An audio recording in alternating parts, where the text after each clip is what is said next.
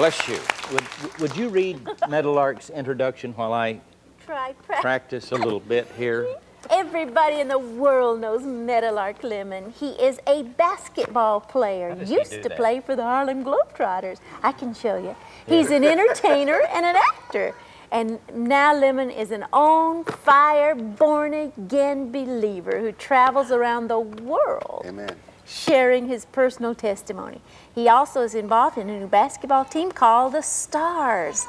And you just wait till they come to your town. He's been honored with an Angel Award and a Religion and two Angel Awards and 2 Religion and Media Awards for his show, The Meadowlark Lemon Show. It's fantastic. And that show can be seen every Monday at 4:30 a.m., Saturday at 10:30 a.m., and Saturday night at 10:30 p.m. on the one and only Trinity Broadcasting Network. I'm about to get it here. I'm about to get it. Oh, you know what? There's a little Christian girl about this tall. She can spin 10 at one time. What? What? 10 basketballs? 10 at one On time. what? On what? On her fingers, on on each her finger? head, on her nose, on her toes, on her knees. Oh, come on. Oh. She's a strong Christian I lady, can't too. even spin one-on-one, you know? I mean, Is she how do you do that? She's Is she a basketball player? or Yes, she just played a- basketball. Now she doesn't. She just go around the world sharing testimony and spinning balls. Well, we got to get her on Would you your please show program. me how it's done? I'll try. This is new. And then it's poof. You have to work 'em in a Michael little bit? Jordan. I gotta bring our ball on here. All right, yes. Oh. Well. Oh! All right. How many ever heard of the Harlem Globetrotters? And let's see, what were some of those other teams you played, Meadowlark? I played with the Bucketeers and the Shooting Stars, and now it's Meadowlark Lemon and the Stars, and the tradition continues. And you're going on the road again, understand? Going on the road again, and it looks good. First stop? First stop, August 27th and 8th in Seattle, Washington. Seattle. And from there, we're going abroad for a couple of weeks. Then we come back and we start all over again. Fantastic. Now, I mean, is it the same fun stuff? I mean, a lot of the stunts and stuff that you used to do with the Harlem Globetrotters? But we're bringing in some new stuff also. I saw this guy. Now, I saw this with these eyes. Just a couple years ago. Jan and I attended one of the games, the Buccaneers. Yes. Mid-court, over Backwards. his shoulder backwards, and he sunk it in the bucket. I mean, I were saw there. that. I saw that. Is that amazing? And, you know, I mean, you can say lucky shot one time, but he did it 2 or 3 times. So, how in the world, Meadowlark? I mean, I can't even conceive without seeing the basket, and you just pitch that thing over your head. How did you even practice for that? I mean, how did you even... Well, Paul, I watch a lot of basketball on television, and each chance I get, I go out and I love the NBA, and I love to watch good college basketball, some high school. But what we did 35 years ago, they're beginning to catch up with it right now. The hook shots, you know, they call them now sky hook. Well, they called mine a rainbow hook about 30 years ago. And the passes and everything we did then, they said that we were hot dogs. But if you're not a hot dog today, you don't play. You don't make the big dollar. You know, Michael Jordan now, he's making about $7 million, I understand. And he's hot dog and he can do it. Yes, Magic and Johnson. You made nothing, did you, Meadow? Well, we compared to today? We were pioneers. Yeah. And when you're a pioneer, you know, you started off first. But there were a lot of ball players who only made like $3,500 a year. And when Wilt Chamberlain came along and he asked for $100,000, the man that owned the team that he was playing for, he said, nobody will ever make $100,000 playing basketball. Really? What do they make today? What's top? I think Michael is, from what I understand, he's Michael Jordan. He's top player right now with about a little over $3 million a year, plus everything else that he gets. Now, can you answer something? Why is it that the basketball players have the largest salaries in all of the sports world. I mean, you guys not you, but I mean the guys that are really in the professional and in the the top teams. Aren't they pulling? They're pulling down more than baseball players and football players and everybody. Why is that? I don't know why that happened, but it's just happening. You know, for a long time, basketball players weren't making much. And then there were times when football players weren't making much, about $5,000, $10,000 a year. Let me tell you a theory I've got, and I don't know if this is right or not, but on a football team, you got the 7 guys, and it's pretty much 11. I'm sorry. What did I say? 7? 11. Wrong sport. And of course, your quarterback he's a pretty key person. He is the key guy there. But and in baseball, you've got your 9. Am I correct? I don't know. Isn't it 9 people on the team in baseball? Yeah. Yes. And of course, your pitcher is very important. But if I understand it, that key guy, that lead guy on the basketball team, is really it. I mean, without him, without Kareem Abdul-Jabbar, or without what? Magic Johnson, Michael Jordan, and these key guys. Larry Bird. So I guess they really kind of are the nucleus of the team, and then the other guys, of course. Yes. Is that partly right? Yes, but then there are some teams who have maybe 2. And if you got 3 real big stars, they win. Yeah, right. And that's why Los Angeles Lakers, they've been winning for such a long time. Are we going to win this year, Meadow? What's your Are prediction? the Lakers going to do it this Well, year? I thought the Lakers was going to do it in 5. And I see now they may have to do it in 6. Do you think they will, though? Yeah, that's a funny thing. He's hedging on this. Are they going to win or not? Are they going to win? Yes. Sorry, Texas. We're from L.A. out there. Yeah. I found out that there are certain teams that know how to win. And I believe that Los Angeles know how to win. And just maybe in the next few years, it might be Detroit. They'll learn how to win. Then Chicago will learn how to win. Is there some deep, dark secret there that you have the answer to? I mean, that the whole world might be listening. No, not really. I just have a feeling, and unless something really strange happened, I think the Lakers will do it again. Yeah. And when we all get as one and become that team working together as Christians, we're going to win, right? You know what I want to see? I want to see the Final Four in college basketball made up of 4 Christian teams. And I'd like to see them go at it. And the one that prays the hardest and the longest, they'll win it. And I think we'll show the world something. Speaking of those teams, Meadowlark, I understand one of the things you'd like to kind of talk about tonight is there are just a whole bunch of fine Christian young men and women in the sports world. It seems like you guys in the sports world are ahead of every other field. There's so many outspoken, committed, really bold Christians on these sports teams. When you first met me for the first time about 6.5 years ago, there was only a very few Christian athletes that were standing up and shouting Jesus is Lord. Rosie Greer was one of them, and a couple of other people out there. And then when I started watching them and doing what they were doing, then people started watching me and what I was doing. And then now we have our show on. Yeah. There are a lot of people watching that program. There are people watching the program who are not Christians. Understand, I've talked to a lot of Jewish people who watch the program all across the country. About, about 3 or 4 months ago, I really got mad at God. You got mad at God? I got mad at God, and I was telling them that I was mad. What were you mad about? I was mad about the finances in the church. And I said, God, you said that you're the King of Kings, Lord of Lords. You said you made all the gold and you put it in a certain place. You said you got cattle on 1,000 hills. I said, now, you say that I'm one of the king's kids, and I don't know of any king's kids that's wanting for anything. I said, now, Lord, where's the money? Where's the beef? Yes. So we went, and I prayed a long time, several weeks. And he put it back on me. He said, "It's your fault." Really? And I said, "You say what?"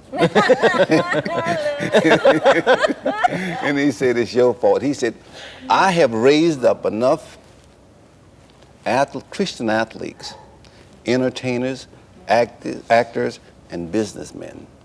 And if you did what you were supposed to do, you went out in the world and you got the money and you brought it back, there would be no lack."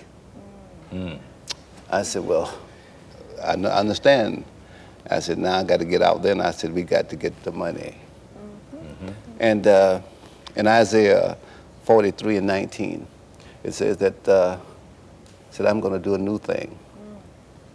And I believe that God has been doing a new thing for a long time. And every time he does a new thing with us, we give it away. Like gospel music. I remember that the rock and roll singers and the rock and roll music, the rhythm and blues music that you hear now, it came out of gospel.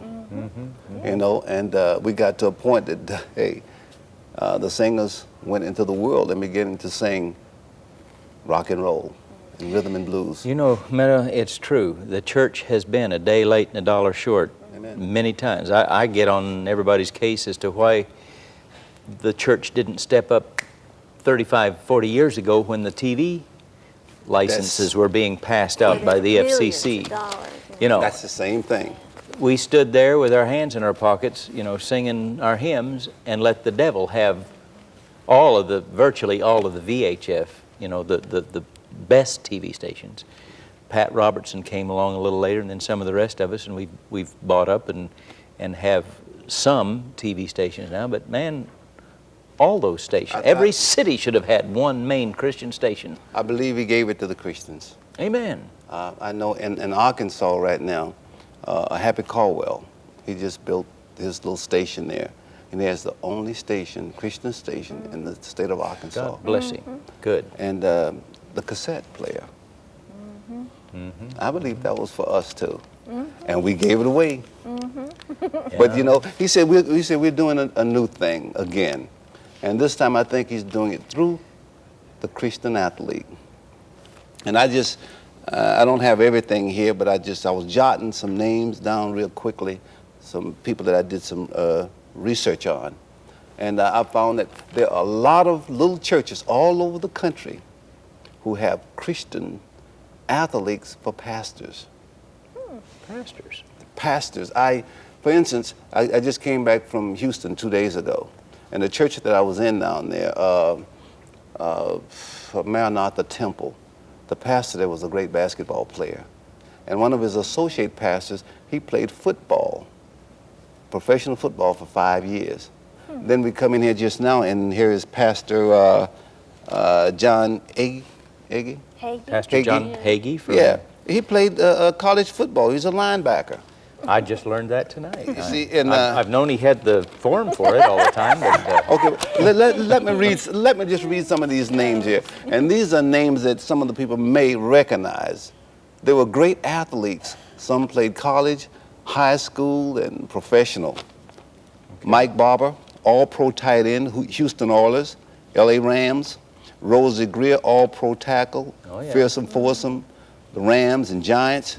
Kenneth Copeland, high school and college lineman. Jerry Seville, a little league, high school, college, and could have played semi-pro, I guess. Wendell Tyler, all-pro running back, LA Rams, 49ers. Scotty McGregor, Cy Young winner, Baltimore Orioles. Dr. R.W. Shambach. No, he didn't play football, did he? No, basketball. Basketball. Semi-pro at the time. Really? In Harrisburg, Pennsylvania. Richard Roberts, he's a scratch golfer. Lenny Moore. I'm sorry, Richard. What is Lenny Moore, all-pro running back, Baltimore. Art Moore, pro football player. Denny Duran, pro quarterback, All-American League. Pastor Larry Kerchak, Canadian quarterback. James Robinson, basketball. Pastor Jerry Falwell, minor league baseball. Charles Capps, I think he was a a basketball, football player. Terry Cummins, all-pro basketball player, active right now, and he's a ordained minister. John Warehouse, pro baseball. Steve Brock will play golf anytime. Anywhere, yes, at the drop of a hat. I saw him out there, 110 degrees. He wanted me to go with him. I said, no way, Brother Steve. Bill Glass, all-pro football player, Cleveland Browns. John Jacobs, power team. Dennis Tenorino, Mr. Universe. Laverne Tripp, basketball player. Ernie Shavers, heavyweight boxer. Pastor Eric Redmond, he was with the power team, pro football, basketball, baseball. John, well, I just announced him. And who else? George Foreman, heavyweight champion, of the pastor. world. And this goes on and on and on and on. You athletes are taking over. Well, we better do a job, because if we don't do the job, he'll find somebody else to do it for us. Yeah. He said he'd make the rocks cry out. I don't want the rocks talking. You know, Doing your job. No rock's going to take my I don't place, want no rocks taking my job. Amen, amen. So we Tell can- that one cute little story about when you were flying over, who was witnessing on the plane and witnessed to you. Oh, well, Tell I got on the plane here in Dallas, and I was going to Los Angeles, and I saw this big guy standing up in the door, and he was just talking. He had his wife and his baby with him, and he looked over at me, and I looked over at him. I waved, and he waved, and I didn't have anyone sitting next to me, so he got up out of the seat next to from his wife, and came over, and he started witnessing to me. Hulk Hogan. About Jesus. Hulk Hogan. He's a Christian. And he started witnessing to me, and I said, no, I'm one of you guys. Oh, it's me. But this is what he did. There was another guy over on the other side, and he said, they just told me that this guy's an atheist. I'm going over and sat by, and he went over and sat by the guy, and he started looking straight ahead. Did he get him? Yes, he talked to it. Of Yeah, course. yeah. Praise You God. wouldn't talk to Hulk Hogan? Hulk Hogan can talk to anyone That's he wants to, He yes. can throw you through the side of the plane. Oh, great. Hey, Matt, we're really excited about this, and Yeah. we're going to be praying with you and agreeing with you. In fact, you know what? Why don't, in just a minute, let's have Pastor Hagee come and join us, and I'll have him lead us in a special prayer for you guys, this new team effort. Is there any way you can tell the folks, even tonight up in Seattle, how they can Get tickets. Well, get in touch with know you? yet, Or? but I'm going to be on the program again pretty soon, and we're going to train here in August. Okay. And I would like to bring the whole team on. Fabulous. Yes, Right, you bring the whole team bring here? the whole team right We'll, here. we'll get an opposing team. Yes. Maybe we women will take all of Okay, Jan, Deborah's and Miriam's and I'm going to hold Mary's. you to that, and we can get one basket and put it right up there. All right, What? and we'll beat the tar We, out of you know, we seriously talked about getting, you know, the TV evangelists to, you know, getting Richard Roberts and even Oral if he's up to it, and you know, Laverne. myself and Laverne Tripp and Yes. R.W. Shambach and you know, and have us take you guys on. Would you be game for that? I love to do that. Yeah, I'm sure you would. I see it in his eyes. Oh, did you see That's- that? Yes, That- this is That look came in I his know. eyes. It's very frightening. I'm not sure that's We'll a have good to put idea the now. limit on the score. If it gets to be 1,000-0, we're stopping. I'll tell you what, we're going to have Brother Hagee come, a former football player, you tell me. That's correct. And I'm going to have him lead us in prayer for you, and all of you join us, that God will just take Meadowlark, anoint him with a fresh new anointing, thrust him out, and use this talent that God has given him as a mighty witnessing tool to tell our young people and older folks as well about the love of Jesus. I'm proud of you, Meadowlark. We just love you so much. I know, and I miss you. I miss you. I don't see you Well, you enough come anymore. by know all it. the time. Well, now we're anytime. coming to Dallas a lot more, so we'll see you some more. Hallelujah. You're going to take me out to Swamp Jaw one of these nights That's and right, Swamp Jaw. feed me some Cajun food? That'll be fun. We'll do it.